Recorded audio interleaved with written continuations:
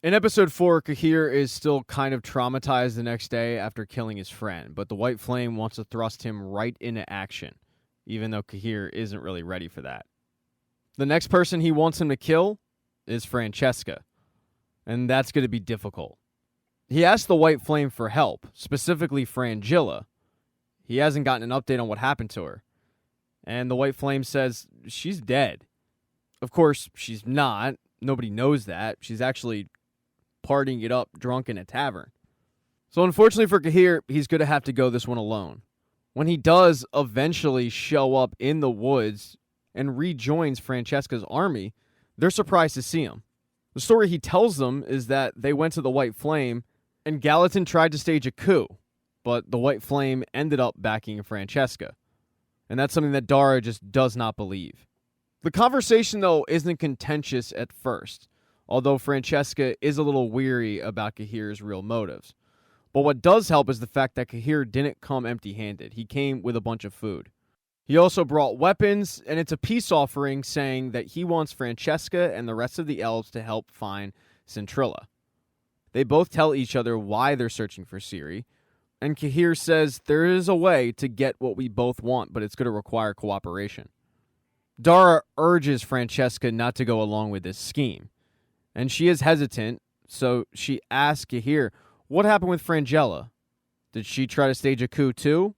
It seems like there's a theme with the people that trust you. So why should I join them? And Kahir is blunt, telling her it's the only choice you've got. He then pulls out a piece of paper and shows her what he calls their first mission as allies. As for Yennefer, she finally made her way to Aretuza, and she makes her plea to the Brotherhood on why they should have this conclave. People like Stregobor are completely against the idea, but it's only because Yennefer is the one who came up with it. But Yennefer is able to convince the entire group that this is what's best. So invitations go out. They're going to have a conclave amongst the mages. Once the meeting with the Brotherhood is over, Tissaia, along with Yennefer, have a conversation about the success that they just had, but they get interrupted by Triss, who notice that one of the students, they're gone. The room is empty. And Tissaia doesn't really think much of it, but Triss is concerned. Because lately, this has been a trend. Students just up and vanished, missing. Triss needs to look into this further, so she heads to the library, where she runs into Istredd. She's surprised to see him, but before they get into the reason why he's there, she looks at a ledger of a bunch of the novices who went missing, and she notices a trend. They're all elven. That's when she finds out why Istredd is there. Because he's been looking for this book on monoliths, but somebody beat him to it. Getting the hands on the book is really important because it could offer elves safety. The reason he showed up early is because he knows that somebody from Aretuza has that book. Now he's thinking that the same person who's kidnapping these novices is the same person who has the book.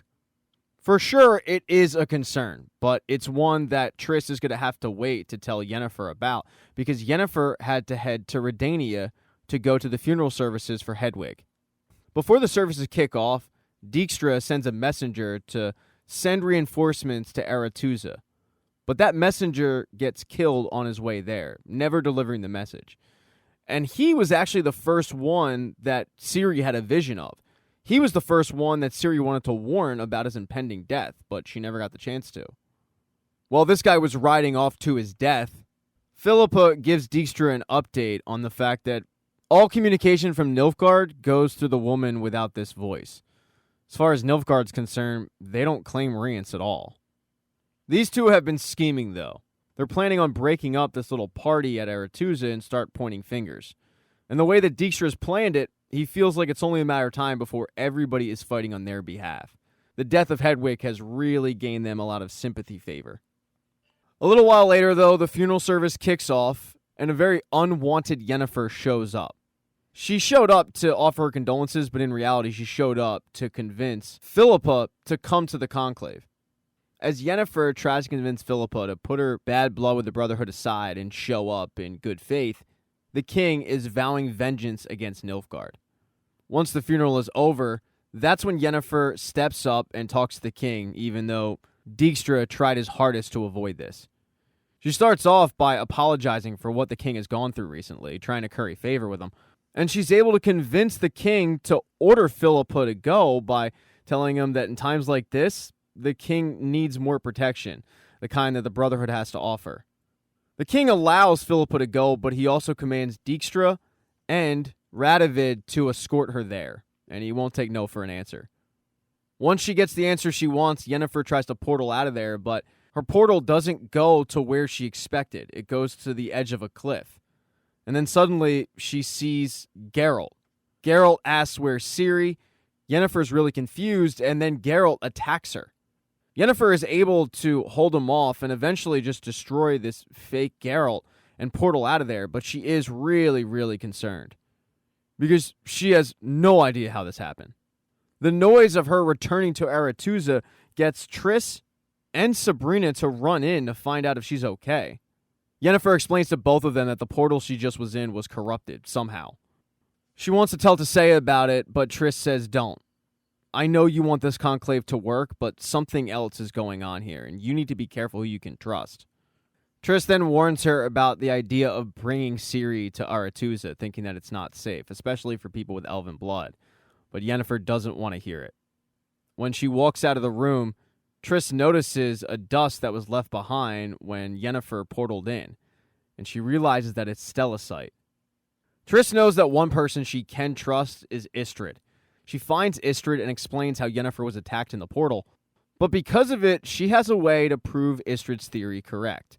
They think that the missing elves and the missing book are connected. Well, with the Stellacite dust, it probably is on the book as well. Using a simple spell, they should be able to locate it. Through using the spell, they're able to locate a door. Behind that door, that's where the book will be. And it seems like by their reaction, they know exactly whose door that is. Now, while they were going through the spell, Yennefer was going to meet with Geralt, Jaskier, and Ciri. They had to take a boat to get to Aretuza, and it was a rocky journey. They faced a monster, and it was actually Ciri who held her own and ended up killing it. It made Geralt really proud. Once they get off the boat, they start making their way towards Aretuza, / making their way towards Yennefer, and that's when Geralt decides to tell her about Terran. He tells her that whoever Rience is working for, well, their ultimate plan is to manipulate Ciri. They use Terran as a test subject. Ciri, however, isn't worried about it. She wants to protect the women who are hurt, and also find the mage who's behind all of this. So there ain't no way she's turning around. By nightfall, they finally run into Yennefer, and it's a little awkward. Ciri apologized to Yennefer for leaving. Yennefer apologized to Ciri for putting her in that situation. And then they task Jaskier with looking after Ciri in a cabin. Geralt is to be Yennefer's date at the Conclave.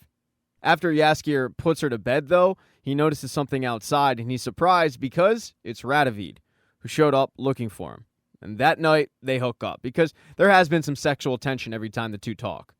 Back at Aretuza, Yennefer fills Geralt in on this corrupted portal, and the fake Geralt that she had to destroy. They know that whoever backing Rience is in the castle. Now the question is, who is it?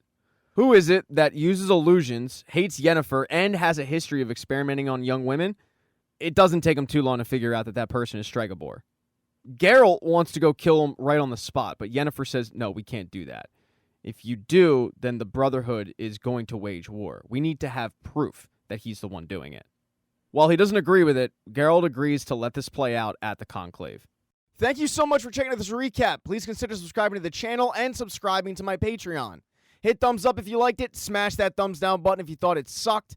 If you left a comment, I don't get back to you. I usually don't check the comments unless they're like a super comment. Also, if you don't see the next video up on the end screen, not to worry, it'll be up in a day or two.